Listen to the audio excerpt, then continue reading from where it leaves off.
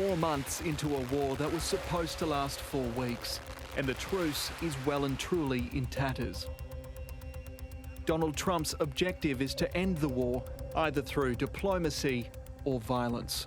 It is very difficult, if not impossible, to achieve peace purely by bombing people from the sky. Last week saw the collapse of the so-called peace deal, the Islamabad Memorandum of Understanding. Some say the short-lived truce gave Iran an edge. We took our foot off the gas pedal, if you will. That gave the regime an opportunity to think a little bit. It gave them some breathing room. It gave them an opportunity to rebuild some of the things that had been destroyed, but it also gave them hope. Vice Admiral John W. Fozzie Miller is a senior retired naval officer with deep experience in Gulf operations and a supporter of Donald Trump's war.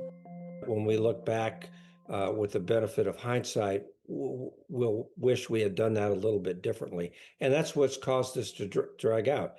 David Andrews argues it's left the United States War Department in an embarrassing situation.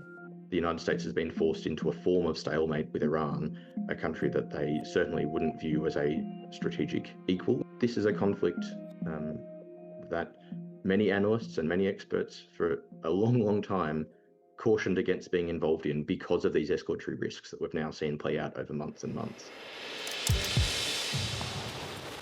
The past week saw Mr. Trump reaching into a familiar toolbox, with waves of airstrikes targeting Iranian radar, drone facilities and naval bases. Iran has been firing back with missiles targeting Jordan and Gulf states with US bases, and other attacks on ships attempting to exit the Strait of Hormuz along a route close to the Oman coastline.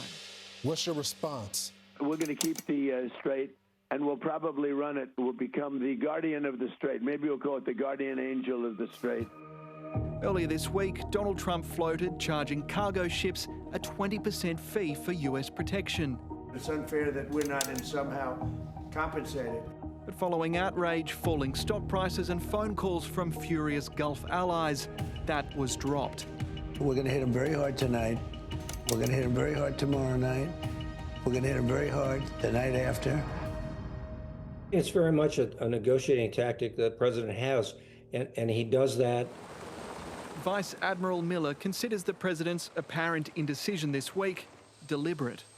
It takes a little bit of time and a little bit of experience to get used to listening to the president and trying to decipher some of all that and understand where he's really trying to go.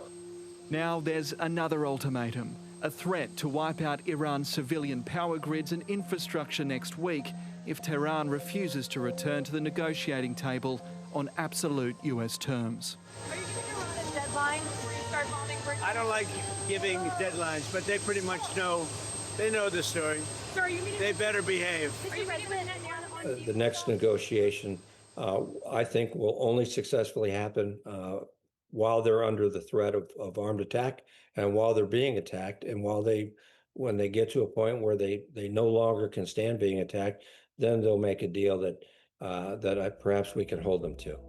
Hundreds of cargo ships have been left in limbo as the US considers a number of new targets, all critical points of leverage. Pickaxe Mountain, Iran's deeply buried nuclear complex, Karg Island, Iran's principal offshore oil terminal. What you're seeing now is our ability to fight day or night, and that gives the regime a lot to think about. Meantime, Mr. Trump popped up in Pennsylvania with an almost $10 billion commitment to defence spending.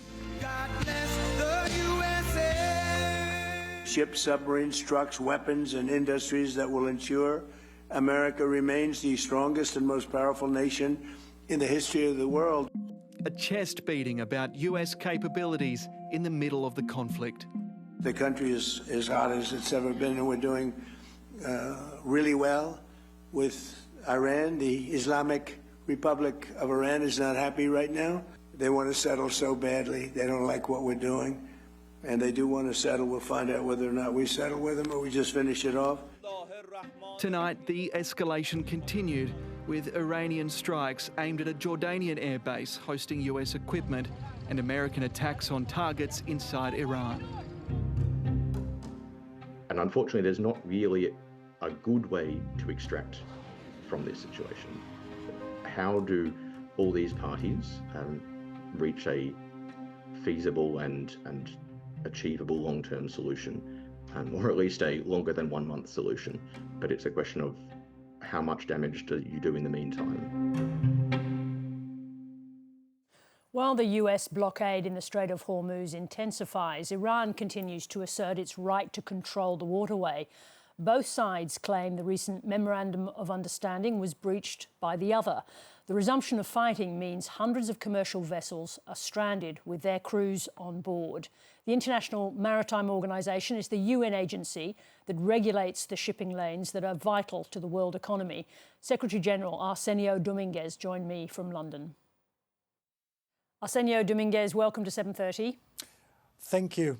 Who controls the Strait of Hormuz right now?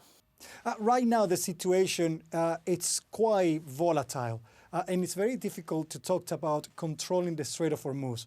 What it is, a reality is that it's not safe for ships to sail through the strait until we have more safety guarantees from both sides in the conflict, Iran and the United States, that no ships are going to be attacked for attempting to resume global trade through that region. And yet a few ships have been transiting through the strait in the last couple of days. What kind of risks are they taking? The risks are too high, and I have maintained my message to everyone not to take any risks for ship owners, ship operators, as well as the flag states, because in particular of the recent exchange between the two parties in that part of the world. So it is important to always think first of the seafarers, and then the fact that any attack on vessels will regress any progress that has been made, as well as put in danger not only the life of innocent seafarers, but the safety of shipping and the protection of the environment in the region, which will actually complicate even more when we have the opportunity to start the resumption of trade once the conflict have de-escalated. And is your message equally strong to both sides? The Americans have obviously increased the intensity of their attacks. Is your message equally to the United States and to Iran to cease attacks on shipping in the Strait? Absolutely. My message goes to any country that takes any action against innocent civilian seafarers and merchant ships. And that's the situation that we've been experiencing right now. There's already a memorandum of understanding on the table. The areas of that document that may need further conversations or clarifications, but we need to do that at the table. I'll continue to work with all the parties involved in the conflict, as well as those that are playing a part in de-escalating those affected in the region and beyond. And this is why multilateralism is so important. It took us to where we were just a few days ago. It can take us back again. Now, you mentioned there the Memorandum of Understanding. Was the breakdown in the ceasefire inevitable because of those weaknesses, the ambiguity in the language in that Memorandum of Understanding? The Memorandum of Understanding is a starting point, and of course it's not for me to evaluate or even interpret that document. It is for the two parties that had made that agreement.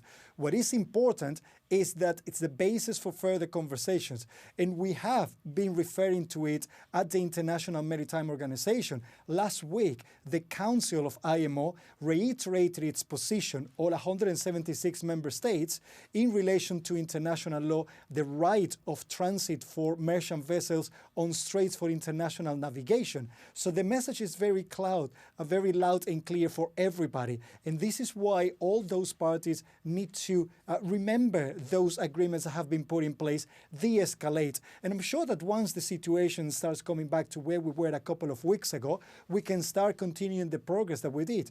We managed to evacuate nearly 3,000 seafarers from the 23rd to the 26th of June, based on the agreement of that Memorandum of Understanding. So it's just further engagement that is required right now. Should the international community be considering, or should they be sending military assets to the Gulf in order to enable ships to pass through the strait safely? It's been suggested today by the former Prime Minister of Australia. Is that something that Australia should be thinking about? We have used military assets to escort vessels for protection or at least for assistance in other parts of the world, more recently in the Red Sea.